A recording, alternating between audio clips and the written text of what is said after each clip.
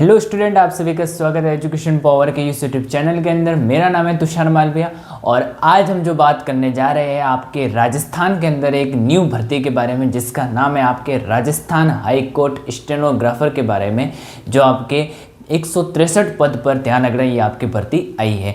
आज इसके बारे में बात करेंगे कि कौन कौन सी इसकी चयन प्रक्रिया के आने वाले, इसकी योग्यता के आने वाले, इसकी आयु सीमा और कितने आपके जो है कितने पद होने वाले हैं, और इसके अंदर जो है आपके जो फॉर्म है वो उसकी डेट क्या है, उसकी लास्ट डेट क्या है, एग्जाम कब होने वाले हैं, इसके बारे में हम चर्चा करेंगे। और किस प्रकार से आपकी लिखित परीक्षा होगी या नहीं होगी, इसके अंदर जो है आपके कितने टेस्ट होंगे और एक प्रकार से इंटरव्यू होगा या नहीं होगा, इसके बारे में आज हम यहाँ पर बात करेंगे। देखो, सबसे पहले बात करूं तो ध्यान रखना है, आज हमारा जो ध्यान रखना है राजस्थान हाईकोर्ट स्टेनोग्राफर भर्ती के बारे में कुछ खास बात ध्यान रखना है कि ये राजस्थान के अंदर आपके जो है नई भर्ती आ चुकी है। ध्यान रखना है इसके अंदर सबसे पहले बात करूं तो ध्यान रखना है कि इसके अंदर जो है कितने पद है। तो इसके अंदर आपको सबसे पहले, ये तो आपको पता ही होगा कि कितने पद है, तो ध्यान रखना है 163 पद है। हालांकि बहुत कम है, लेकिन तो भी आपको ध्यान रखना है अच्छे से।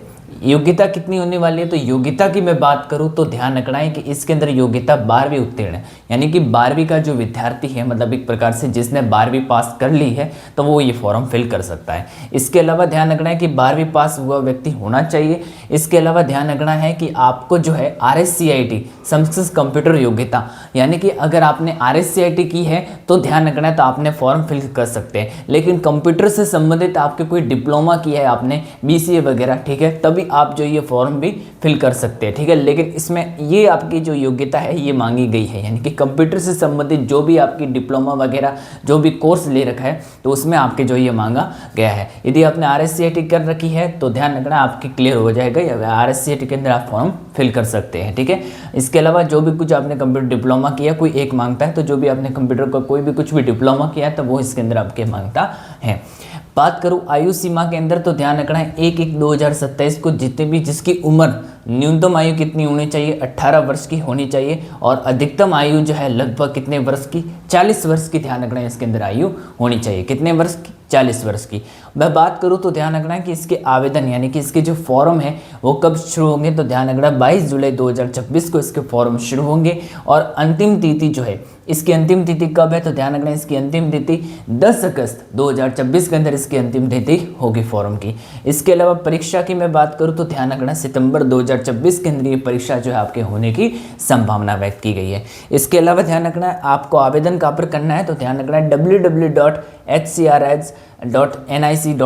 पर ध्यान रखना आपको क्या करना है, ये आपके फॉर्म फिल करना है, ठीक है। ध्यान रखना है, मैंने आपको ध्यान रखना है कि RSCIT है आपके पास। यदि आपने RSCIT का कोर्स करके रखा है तो आप इसमें जो फॉर्म फिल कर सकते हैं। यदि आपने कुछ RSCIT के अलावा अगर RSCIT आपने नहीं की है, या फिर कंप्यूटर से संबंधित जो कुछ भी डिप्लोमा या कोर्स किया है, तो आप इसमें फॉर्म जो फिल कर सकते हैं, ठीक है। बस इसमें कंप्यूटर की एक योग्यता मानी गई है और 12वीं पास विद्यार्थी आपके होना चाहिए, ठीक है। मैं बात करूँ तो ध्यान रखना है कि इसकी चयन प्रक्रिया का प्रोसेस क्या है। मेन ये होता है कि इसकी चयन प्रक्रिया क्या है, क्या इसके अंदर लिखित परीक्षा होगी, क्या इसके अंदर इंटरव्यू होगा, क्या टेस्ट कितने किस प्रकार से होगा, तो इसके बारे में बात करते हैं।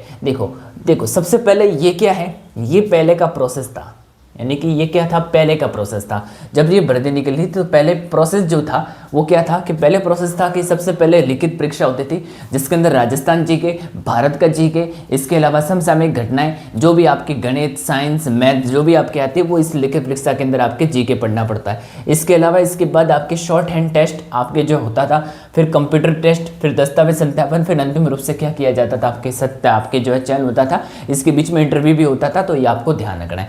लेकिन ध्यान रखना है कि आज का नियम जो कहता है वो क्या कहता है, यानी कि इसमें ध्यान रखना है कि आपके जो वर्तमान का नियम है वो क्या कहता है लिखित परीक्षा के बारे में। लिखित परीक्षा में बात करूं तो ध्यान रखना है कि पुराने नियमों के अनुसार जानकारी हो। ये ध्यान रखना है, ये जो जानकारी की लिखित परीक्षा होगी या नहीं होगी, लिखित परीक्षा होगी तो ये पुराने नियमों के अनुसार जानकारी होगी।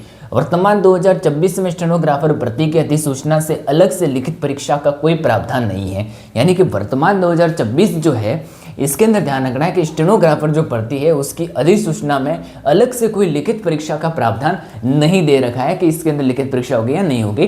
तो इसमें ध्यान रखना है कि आपको लिखित परीक्षा आपकी जो यहाँ पर नहीं होगी। बात करूँ तो ध्यान रखना है कि 2026 की भर्ती में अलग से objective writing exam GK, Hindi, English जो है वो आपके नहीं है, आपके नहीं दे रखा है, ध्यान रखना है। तैयारी का जो मुख्य फोकस है वो क्या बताया गया कि तैयारी का जो मुख्य फोकस है वो Hindi, English, short hand, typing speed और ध्यान रखना कंप्यूटर इफिशिएंसी पर होना चाहिए। मतलब आपको कंप्यूटर स्पीड पर होना चाहिए कि आपको कंप्यूटर पर जो है कितनी टाइपिंग स्पीड जो इस पर आनी चाहिए, हिंदी आपको जो है हिंदी आपको टाइपिंग होनी चाहिए, आपको इंग्लिश का टाइपिंग का जो नॉलेज है वो आपको होना चाहिए। बस आपको इसके अंदर मुख्य फोकस यही बताया गया कि इसके अंदर मुख्य फोकस लिखित परीक्षा का ना होकर short and test, computer test आदि सब जो है इस पर होना ज़रूरी है। अब देखो इसके मैं बात करूँ तो हिंदी स्टेनोग्राफर में, अंग्रेजी स्टेनोग्राफर में और कंप्यूटर टेस्ट 3 भागों के अंदर ये आपके बटा हुआ है। मैं बात करूँगा किस में क्या होता है। हिंदी जो स्टेनोग्राफर है इसके अंदर आपको ध्यान रखना है कि इसके अंदर डिक्टेशन यानी कि 6 मिनट के अंदर ध्यान रखना आपको शब्द लिखने हैं, जिसके अंदर आपको स्पीड कितने होने चाहिए, 70 शब्द प्रति मिनट होने चाहिए। 6 मिनट के अंदर 70 शब्द जो है कि आपके होने चाहिए, प्रति मिनट होने चाहिए। अंक जो है ये आपके 100 नंबर का अंक होने वाला है। और अंग्रेजी स्टेनोग्राफर की मैं बात करूं तो ध्यान रखना इसके अंदर डिक्टेशन आपके 6 मिनट का होना चाहिए, स्पीड आपके 80 शब्द प्रति मिनट होनी चाहिए और अंक इसमें भी कितने 100 अंक होने चाहिए। मैं बात करूं कंप्यूटर टेस्ट के बारे में तो ध्यान रखना इसके भी अंदर स्पीड टेस्ट 50 अंक के अंदर ध्यान रखना है, 50 शब्द आपको ध्यान रखना लिखना है और यूपीएससी टेस्ट का जो है इसमें भी आपके 50 अंक आपके होंगे, ठीक है। लेकिन ध्यान रखना है कि अब हिंदी शॉर्ट हैंड टेस्ट कैसे होगा, इंग्लिश अंग्रेजी टेस्ट शॉर्ट हैंड कैसे होगा और कंप्यूटर शॉर्ट हैंड जो टेस्ट है वो आपके कैसे होगा। मैं बात करूं तो ध्यान रखना है कि जो हिंदी शॉर्ट हैंड है वो क्या होगा। देखो सबसे पहले 6 मिनट का एक हिंदी डिक्टेशन सुनाया जाता है, यानी कि वहाँ पर जो है कंप्यूटर पर आपको बिठाया जाएगा और वहाँ पर आपको जो है 6 से 8 मिनट का जो आपके हिंदी जो भी आपके न्यायालय से संबंधित, जो भी हाईकोर्ट से संबंधित जो भी है वो आपको सुनाया जाएगा और वहाँ पर आपको टाइप करना है। क्या करना है? टाइप करना है, ठीक है। तो वहाँ पर आपको क्या करना है? एक प्रकार से टाइप करना है, ध्यान रखना है। दूसरी बात क्या है कि ये सामान्य हिंदी प्रशासनिक, न्यायालय, सरकारी कार्यालय, सामाजिक, समसामयिक विषयों पर आधारित हो सकता है। ध्यान रखना कि ये जो सुनाया जाएगा ये किस टॉपिक से संबंधित होगा, तो ये आपके प्रशासनिक से, न्यायालय से संबंधित, सरकारी से, कार्यालय, सामाजिक, समसामयिक विषयों पर आधारित हो सकता है, ठीक है, ध्यान रखना है। और इसमें आपको कौन से लिपि में लिखना है? आशु लिपि में लिखना है। आशु लिपि यानी कि जो हिंदी देवनागरी लिपि है उसमें आपको लिखना है, हिंदी के अंदर अगर होगा तो ये आपको लिखना है। मैं बात करूँ इसके बाद आपके सामान्य लेखन में आपको पूरा वाक्य लिखना पड़ता है, ठीक है, यानी कि सामान्य लेखन में आपको पूरा वाक्य लिखना पड़ता है।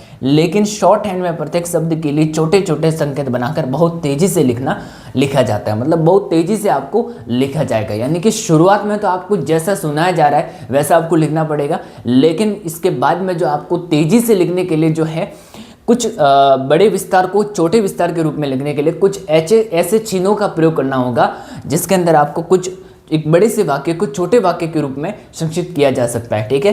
तो ध्यान रखना ऐसे आपको लिखना पड़ेगा। एग्जाम्पल के लिए जैसे कि भारत एक लोकतांत्रिक देश है, देखो तो भारत एक लोकतांत्रिक देश है तो इसमें ये चिन्ह बने हुए हैं, तो ये क्या है? एक प्रकार का क्या है? प्रतीक चिन्हों के आधार पर, यानी कि जो आपके विराम चिन्ह होते हैं उन विराम चिन्हों के आधार पर ये जो है इस प्रकार से, जैसे किलोमीटर को कैसे लिखा गया? किमी में, तो ये क्या है? एक संक्षिप्त रूप है इसका, किलोमीटर को किलोमीटर के रूप में। जैसे डॉक्टर को लिखा गया है डॉक्टर, ठीक है। इसके अलावा ध्यान रखना है जैसे विस्मयदी बोधक चिन्ह में ये प्रयोग होता है, इसके अलावा ये प्रयोग होता है, इसके अलावा ऐसे ऐसे शब्दों का प्रयोग, इसके अलावा ये कोष्टक चिन्ह, ठीक है। इसके अलावा जैसे कि ये ऊपर मान लो ये वाला, इसके अलावा आपके त्रुटिपूर्वक परक चिन्ह जो भी आपके इसमें आते हैं, ठीक है। तो इन चिन्हों का प्रयोग किया जाएगा। आपके हिंदी के अंदर आपने विराम चिन्ह पढ़े होंगे, तो इन विराम चिन्हों के आधार पर ध्यान रखना है आपको पूरे वाक्यों को एक छोटे संक्षिप्त रूप के अंदर आपको ध्यान रखना है, इसके अंदर आपको टाइप करना है, ठीक है। तो इस प्रकार से ध्यान रखना है, भारत एक जैसे कि एक तरह से वाक्य, तो इसको छोटे रूप में आपको क्या करना है? कन्वर्ट करना है, ठीक है। तो सामान्य के अंदर यानी कि पहले तो आपको क्या किया जाएगा, मतलब एक प्रकार से पहले तो आपको पूरा वाक्य लिखना है, जैसा है वैसा लिखना है, लेकिन बाकी आपको तेजी से करने के लिए ध्यान रखना है एक बड़े वाक्य को छोटे वाक्य में कन्वर्ट करने के लिए आपके इन चिन्हों का प्रयोग करना होगा, जिसके अंदर आपको ध्यान रखना है एक बड़े वाक्य को छोटे वाक्य के रूप में संक्षिप्त किया जा सकता है, ठीक है, ध्यान रखना है। बात करूं तो ध्यान रखना है कि इसके अंदर ध्यान रखना है कि ये जो कंप्यूटर टेस्ट है, अब देखो अंग्रेजी हिंदी स्टेनोग्राफर में ये शब्द है, लेकिन अंग्रेजी जो स्टेनोग्राफर है वो भी इसके जैसा ही है, ठीक है। जैसा हिंदी में दे रखा है, जैसे हिंदी में दे रखा है तो उसको भी अंग्रेजी के अंदर कुछ ऐसे चिन्हों का प्रयोग करना है जिसको उस पूरे वाक्य को छोटे वाक्य के रूप में कन्वर्ट किया जा सकता है। तो हिंदी अंग्रेजी स्टेनोग्राफर में ये भी ध्यान रखना है, ठीक है। अब बात करूँ तो कंप्यूटर टेस्ट के अंदर तो ध्यान रखना है कि कंप्यूटर टेस्ट के बारे में क्या है, तो ध्यान रखना है कंप्यूटर टेस्ट में भी आपके क्या होगा, स्पीड जो टेस्ट है ये आपके होगा, यानी कि इसके अंदर आपको कंप्यूटर के अंदर जो आपकी स्पीड टेस्ट यानी कि टाइपिंग आपकी कराई जाएगी कि आपकी टाइपिंग कितनी है। अब बात करते तो ये आपकी इफिशिएंसी टेस्ट। ये इफिशिएंसी टेस्ट क्या होता है, तो ध्यान रखना है कि इसमें कंप्यूटर पर टाइपिंग की गति और कार्यकुशलता देखी जाती है। इसके अंदर क्या होता है कि इसके अंदर कंप्यूटर की आपकी कितनी स्पीड है उसके बारे में आपको क्या किया जाता है, आपको जो है आपके इसके बारे में ध्यान रखा जाता है। ठीक है, तो इसमें कंप्यूटर पर टाइपिंग की गति और कार्यकुशलता देखी जाती है इसके अंदर। किसमें, तो ध्यान रखना आपके इफिशिएंसी टेस्ट के अंदर ध्यान रखना है। ठीक है, और स्पीड टेस्ट जो आपके की जाती है। इसके बाद मैं बात करूँ तो इंटरव्यू के बारे में। अब इंटरव्यू के बारे में बहुत सारे सवाल है। कंप्यूटर टेस्ट के बाद सफल होने के बाद ध्यान रखना आपके इंटरव्यू लिया जाएगा, लेकिन स्पीड टेस्ट के बजाय कंप्यूटर टेस्ट के बाद इंटरव्यू जो है इंटरव्यू आपके लिया जाएगा। यदि आप कंप्यूटर टेस्ट में आप सफल हो जाते हो तो ध्यान रखना इसके बाद आपका इंटरव्यू लिया जाएगा। इंटरव्यू क्वालिफाई योग्यता के प्रकृति का होता है, मतलब इंटरव्यू जो होता है एक प्रकार से आपकी कार्यकुशलता उसके अंदर भी देखी जाएगी। हालांकि कुछ लोग कहते हैं, मतलब एक प्रकार से कहा जाता है कि इंटरव्यू के अंदर जो नंबर है वो नहीं जुड़ेंगे। अब जुड़ेंगे या नहीं जुड़ेंगे वो तो बाद में पता चलेगा, लेकिन इंटरव्यू की मैं बात करूँ तो ध्यान रखना है कि इंटरव्यू के अंदर आपको क्या किया जाएगा, मतलब आपको जब आप कंप्यूटर टेस्ट के अंदर सफल होंगे तो इंटरव्यू के अंदर आपके जो है ऐसे क्वेश्चन पूछे जाएंगे जो आपके इस भर्ती से संबंधित हो, हाईकोर्ट से संबंधित। ठीक है, मतलब उसमें आपको कार्यकुशलता देखी जाएगी, आपकी क्रिएटिविटी देखी जाएगी कि आप कितने जो है आप कुछ क्या क्या सीखना चाहते हो इसके अंदर। तो उसके अंदर आपका जो इंटरव्यू जो वो आपके लिया जाएगा। कुछ ऐसे ऐसे ये आपके क्वेश्चन पूछे जाएंगे जो आपका इसमें जो है आपके क्या आपके मतलब एक प्रकार से आपकी क्रिएटिविटी आपकी एक्टिविटी को देखा जाएगा कि आप इस भर्ती के लिए जो है आप लायक हो या नहीं लायक हो। ठीक है, उसके बारे में आपको जो है एक प्रकार से ध्यान रखा जाएगा। ठीक है, तो इस प्रकार से तो ध्यान रखना है। तो चयन प्रक्रिया पहले समय में लिखित परीक्षा, लेकिन आज के समय में 2026 के अंदर जो लिखित परीक्षा है वो इसके अंदर नहीं होगी। ठीक है, ध्यान रखना है। फिर शॉर्ट हैंड टेस्ट होगा, कंप्यूटर टेस्ट होगा, फिर दस्तावेज सत्यापन होगा, फिर अंतिम रूप से जो आपके क्या किया जाएगा, आपके चयन लिया जाएगा। ठीक है, ध्यान रखना है। और एक खास बात ध्यान रखना है, हिंदी स्टेनोग्राफर के अंदर आपके इन छोटे वाक्य को जो है बड़े वाक्य को जो है छोटे वाक्य को संक्षिप्त करने के लिए ध्यान रखना है आपको ऐसी जो आपके विराम चिन्ह है, इन विराम चिन्हों का जो प्रयोग है आपके प्रयोग करना पड़ेगा। ठीक है, ध्यान रखना है। अंग्रेजी स्टेनोग्राफ में हिंदी के जैसा ही है, मतलब इसमें आपको इंग्लिश में जो है इन विराम चिन्हों का प्रयोग करना पड़ेगा।